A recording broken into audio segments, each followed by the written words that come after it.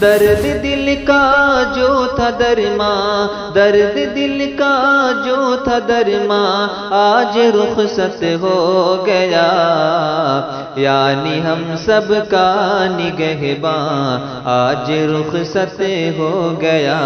کے اندر ان کے پڑھائے ہوئے بے شمار اساتذہ ہیں، اور میں بھی انہی کے پڑھائے ہوئے اساتذہ میں سے چوتھی یا پانچویں پیڑھی یہاں پر تدریس کی خدمت کو انجام دے رہا ہوں۔ یقیناً میرے استاد تھے، لیکن صرف استاد ہونا ہی کمال کی بات نہیں ہے۔ کمال کی بات تو یہ ہے کہ ایک استاد کے اندر وہ تمام صفات اور خوبیاں موجود ہونا چاہیے کہ جن صفات کی وجہ سے ان کے طلبہ پر ان کا اثر ہوا کرتا ہے۔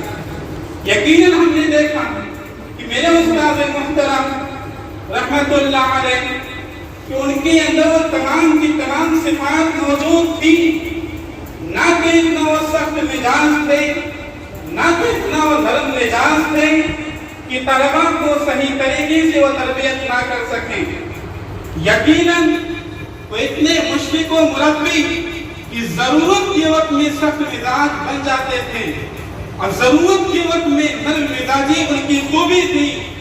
اگر کسی استاد کے اندر فقط سخت مزاجی ہو، درست خو ہو، یقیناً وہ اپنا علم اپنے طلبہ تک، آنے والے نسلوں تک منتقل نہیں کر سکتا ہے۔ کیونکہ ہم نے دیکھا ہے کہ بہت سے ہمارے ایسے بھی اساتذہ تھے جن کے درس میں کوئی اشکال، کوئی اعتراض پیش آتا تو ان کی سختی کی وجہ سے پوچھ نہ سکتے تھے، لیکن حضرت رحمت اللہ علیہ یقیناً وہ اتنے نرم کو نرم مزاج تھے کہ کسی بھی اشکال کو، کسی بھی اعتراض کو پوچھنے میں ذرہ برابر جھجک محسوس نہیں ہوتی تھی، بلکہ وہ خوش ہوتے تھے اور بار بار یہ کہتے تھے کہیں اگر تمہیں کوئی شک و شبہ ہو تو اسے پوچھ لینا۔ اسی طریقے سے وہ اتنا نرم مزاج بھی نہیں تھے کہ ہم کوئی بھی غلط حرکتیں کریں، کوئی غلط کام کریں یا سبق کا ناغہ کریں تو اس پہ تنبیہ نہ فرماتے ہوں۔ یقیناً استاد کی اندر جو صفات ہونا چاہیے ان کے اندر یہ صفت موجود تھی کہ وہ متحمل مزاج اور معتدل مزاج بھی تھے۔ اسی طریقے سے ان کی صفات میں ہم نے یہ بھی دیکھا کہ انہوں نے اپنے اندر تواضع پیدا کیا۔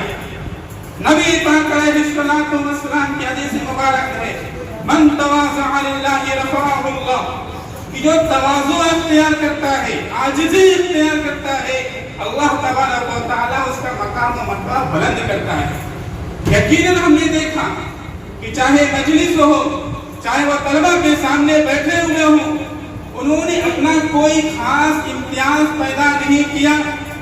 پوری 60 سالہ زندگی کے اندر انہوں نے مدرسے کے اندر کسی ایک کمرے کو متعین کر کے یہ نہیں کہا کہ بس میرا یہ کمرہ ہے، کسی دوسرے کے لیے گنجائش نہیں۔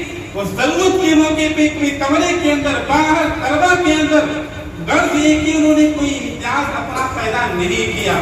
اسی کے ساتھ ساتھ ہم نے یہ بھی دیکھا کہ ان کے اندر خودداری تھی، عزت نفس تھی، چنانچہ انہوں نے پوری زندگی کبھی کسی سے کوئی لالچ، کوئی حرص و ہوى، کوئی خواہش کا اظہار نہیں کیا۔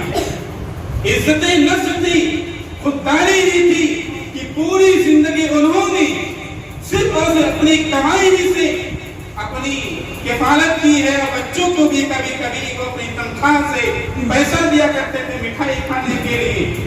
یقیناً ان کے اندر بہت سی صفات تھی۔